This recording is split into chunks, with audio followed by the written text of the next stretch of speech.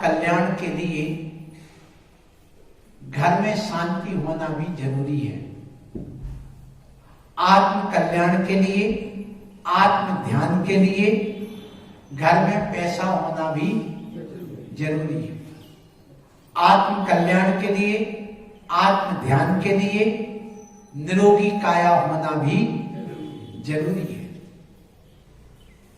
यदि घर में रोगी हो या स्वयं रोगी हो, उससे कहो आत्मा का चिंतन, आत्मा का कल्याण करो, तो नहीं कर सकता।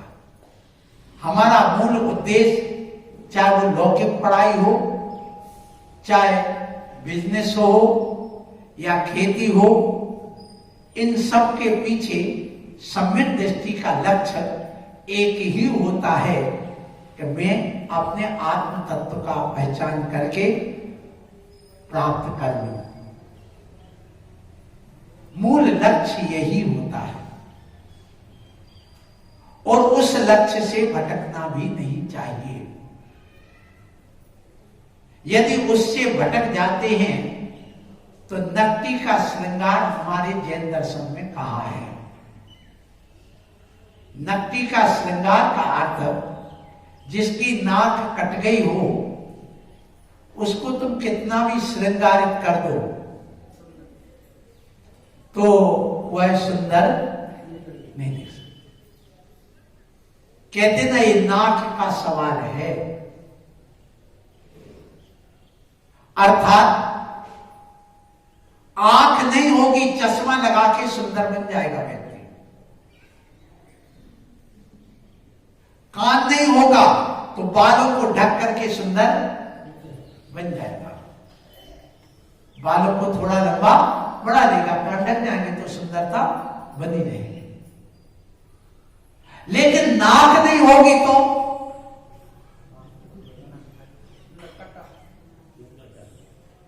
इसलिए नाक का सवाल है। इसी प्रकार ये आप सब कुछ कर सकते हो, लेकिन आत्मा को भूल गए तो सब कुछ भूल गए। और आत्मा को याद कर लिया, आत्मा को मुख्य रख करके तुम कार्य करते हो तो तुम्हारा भला ही भला है, लाभ ही लाभ है। इसलिए उस आत्म तत्व को 24 घंटे में 24 मिनट जरूर याद कर लो। मकान भी बनाओ तो ये सोच करके मेरा कर्तव्य है और मुझे अपने इस जीवन में ये कार्य करके दिखाना है कि हमारा परिवार चलता रहे और मैं अपना परिवार से निकल करके आत्म कल्याण कर सकूं, मंदिर जाके बैठ सकूं निश्चिंत होकर के। मकान चिंता से रहित होने के लिए बनाया जाता है। क्यों? मकान नहीं होगा तो बच्चे और पत्नी कहां रहेगी, सुरक्षा कैसे होगी, धन कहां रहेगा? तो आप घर में बंद करके आ गए, सुरक्षित आप यहां पर बैठ करके निश्चिंत ध्यान कर सकते हो आत्मा का। इसलिए ये मकान निश्चिंत होने के लिए बनाओ। चिंता बढ़े ऐसा मकान मत बनाओ। मकान की चिंता हो ऐसा नहीं, बल्कि मन निश्चिंत हो ऐसा काम करो। तो आपने मकान बनाया, मकान बनाने वाला पहले प्लाट खरीदता है और प्लाट का कल बताया था कि सबसे पहले दरवाजा कहां बनाना इसका ध्यान रखा जाता है। सबसे पहले चौखट रखी जाती है, फिर इसके बाद में अब कहां क्या बनाना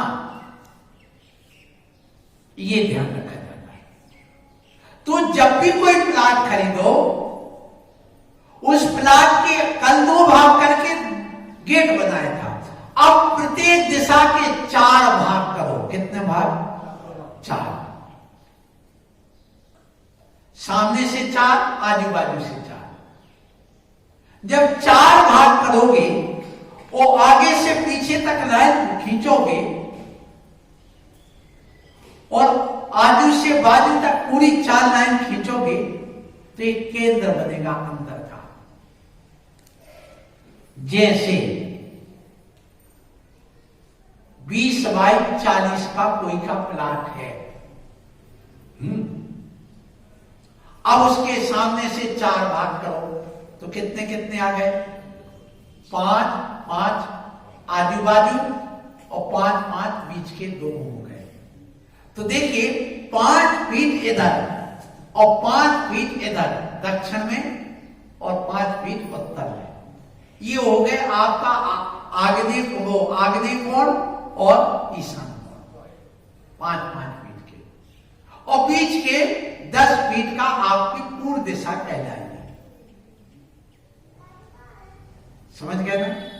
अब ऐसे 40 फीट था तो 10-10 फीट के बनेंगे, तो 5 बाई 10 आपका ये ईशान कोण का एरिया निकल गया, और 5 बाई 10 का आपका आग्नेय कोण निकल गया। अब बीच का 10 बाई जो 20 बचा है, वह जो है 10 बाई 20, वह कौन सा कहलाएगा? 10 बाई 10 का, वो कहलाएगा पूर्व। अब बीच का जो आगे चले आगे, अब वो जो 10 बाई 10 जो वहां पर साइड में था, तो 10 बाई 10 था, तो 10 बाई, तो एक 10 बाई 5 का नैऋत्य कोण निकल जाएगा और वहां वायव्य कोण निकल जाएगा। ऐसी दिशाओं का विभाजन कर दिया। अब जो बीच का जो भाग बचा, हमेशा बीच का नाभि केंद्र कहलाता है, उसमें कभी भी कुआं नहीं खोदना, टैंक नहीं बनाना, खंबा नहीं गाड़ना, पिलर नहीं बनाना, इसलिए बीच के भाग को हमेशा खाली रखो। जैसे मान लो अपन इसी हॉल में बैठे हुए हैं, अब देखो ये बीम डली ना, पूरी डली ना। अब देखो यहां से 1 2 3 4 5 6 7 है, तो 3 उधर और 3 इधर छोड़ दो, बीच का ये सेंटर बन गया। जाकर पंखा, इसमें कभी पंखा भी नहीं लगाना चाहिए, यदि लगाए तो ये दोष हो गया। लेकिन हर घर में बीच में ही पंखा लटका रहता है।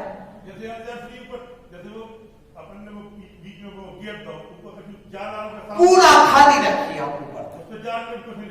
जाला आपको लगाना, गिरने करने की दृष्टि से बात अलग है, उस जाले पर सामान नहीं रखोगे, ओपन खुला ही रखोगे।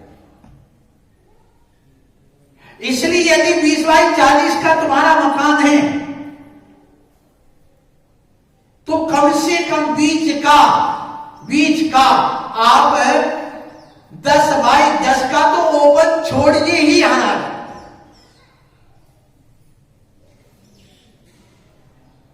10 बाई 10 नहीं छोड़ सकते हो तो कम से कम 5 बाई 10 का तो छोड़िए ही, इतना पूरा लंबाई बीच में खाली छोड़िए।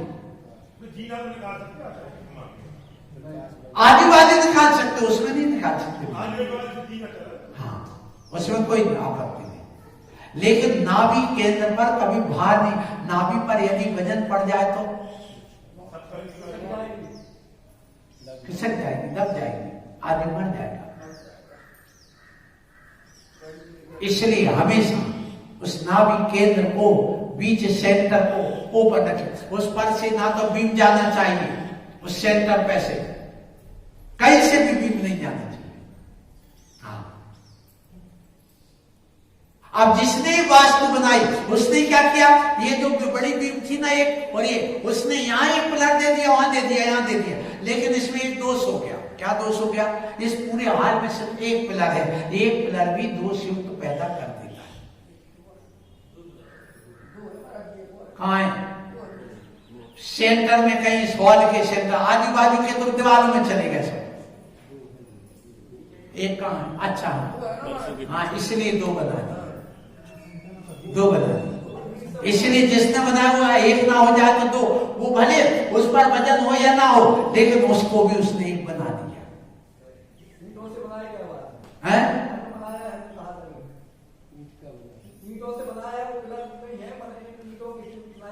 वो दोष दूर करने के लिए बने, लेकिन होना चाहिए। कभी एक पिलर पूरे मकान के अंदर नहीं होना चाहिए, कहीं भी एक पिलर का नहीं होना चाहिए। एक टांग का आदमी नहीं होता, कितनी चाहिए? ये हमेशा वास्तु का ध्यान रखा जाता है। तो मध्य का भाग में चक्की ना हो, खाली पड़ी वहीं चक्की रख दी, वहीं पर आपने कुछ नहीं लिया तो डस्टबिन डाल दी, वो रख दी, नल लगा दिया, ओखली रख दी, झाड़ू रख दिया, बर्तन रख दिया, उसको कभी नहीं, बिल्कुल साफ। जैसे मंदिर का बीच का भाग है ना, वो बिल्कुल साफ सुथरा रखे, उस पर कभी कोई सामान नहीं रखा जाता। लेकिन सारा सामान कचरा तुम लोग वही डालते हो, इसलिए बुद्धि भी तुम्हारी कचरे वाली हुई है जैन में। फिर कहा गया सुन लो, उस स्थान को साफ सुथरा रखना, हमेशा साफ सुथरा रखना। फिर कहा गया कि वायव्य कोण में आप सीढ़ी लगा सकते हैं, गौशाला बना सकते हैं, स्नान घर बना सकते हैं, मल विसर्जन का स्थान बना सकते हैं, मनोरंजन का कक्ष बना सकते हैं, किसी से मिलना है, मेहमान आते उनका स्थान बना सकते हैं, कभी आए और जल्दी जंगल जमाई बन करके ना बैठ जाए। फिर किराए विक्रय वस्तु करने का स्थान बना सकते, बात करने का, तो वो माल जल्दी निकल जाए। फिर कहा गया कि वहां पर आप जो भंडार करें जो है कौन सा, जो आप वस्तु निकालना उसका, अपने घर की वस्तु का नहीं, ऐसे आप बना सकते हैं। और वहां पर हमेशा सफेद कलर उतना चाहिए वायव्य कोण में। फिर इसके बाद में आता है, जैसे कि अपन चले वायव्य कोण का उत्तर और पश्चिम का कोना, ये उत्तर है, ये कोना आ गया। अब ये पूरब और पश्चिम का कोना, पूरब और उत्तर का कोना, वो कहलाता है ईशान कोण। अब ईशान कोण में हमेशा अध्ययन कक्ष बनाओ, ध्यान कक्ष बनाओ, बैठक रूम बनाओ, जल रखने का स्थान बनाओ, वहां पर बगीचा बनाओ, बरामदा बनाओ, हाँ, और वहां पर हमेशा हल्का पीला, हल्का सफेद रंग वहां पर भी रखो। अपने गुरुओं के, अपने पूर्वजनों के चित्र लगा के रखो। यदि तुम अपने दादा दादी जो दिवंगत हो चुके उनकी तस्वीर लगाई हुई है तुमने कहीं पर भी भगवान के नीचे कोई स्थान पर, उनकी आत्मा यदि बेहतर देव की अवस्था में पहुंची है और बेहतर यहां मध्यलोक में रहती है, तो वो यहां आकर के खुश होती है, खुश होती है, अवधि ज्ञान से जान करके खुश होती है। और उनको लगता है क्योंकि मोह तो अभी बैठा उनका, तो ये पूर्व जन्म संबंध तो था, तो उनके द्वारा आपके लिए सहयोग मिलता रहता है। इसलिए कहा गया वहां पर ऐसा पूर्वजनों के चित्र उस स्थान पर लगाना। फिर इसके बाद में बताया गया कि अब उत्तर दिशा आ गई, दो कोने हो गए, अब बीच का जो सेंटर है वहां पर आप तिजोरी रख सकते हैं, आप अपने घर में बच्चों के बैठने का, सोने का स्थान रख सकते हैं, बालकनी खुला स्थान बना सकते हैं, तलघर बना सकते हैं, आप ट्यूबवेल आदि लगा सकते हैं, पानी का स्थान बना सकते हैं। यदि नहीं है तो आप वहां पर एक थोड़ा पानी रखने की टंकी वगैरह, बर्तन वगैरह रख सकते हैं, उससे भी तुम्हारे दोष समाप्त हो जाते हैं। अब इसके बाद में पश्चिम दिशा, नैऋत्य दिशा, दक्षिण दिशा, पूर्व और आग्नेय, इसको हम बाद में बताएंगे क्योंकि समय बहुत हो चुका है। आचार्य जी, जैसे अपन ने जाल का बताया, आचार्य जी आपने बताया जाल,